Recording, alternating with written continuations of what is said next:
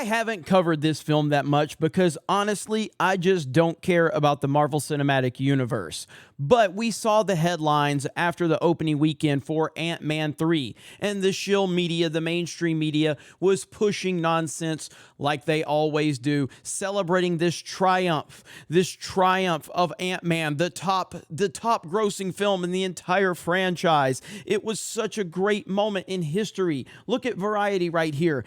Ant-Man and the Wasp has box office buzzing with a $120 million debut over President's Day weekend. Just hyping it all over the place. But the reality of it is like many of us said, the box office for the Marvel Cinematic Universe has seen diminishing returns. They are not holding in the second week like they used to because word of mouth is so bad. You obviously have a built-in brand recognition with the Marvel Cinematic Universe. I understand that. Most of you understand that. So that's going to put many people in the seats just on brand recognition alone. But when those people are leaving, they're not really talking about these movies like they used to. And we are seeing significant drops and lesser legs at the box office. We saw it with Thor: Love and Thunder. We saw it with Wakanda Forever. We saw it with Eternals. These Marvel Cinematic Universe films are not getting the legs that they used to get. And now here we have Ant-Man on Wednesday.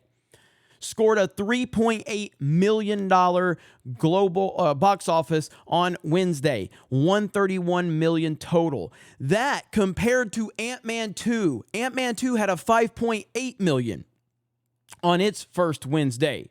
The first Ant-Man had a $5.1 million. This one, even though it opened up as the highest grossing film in the franchise, now it's dropping drastically. That is not a good number.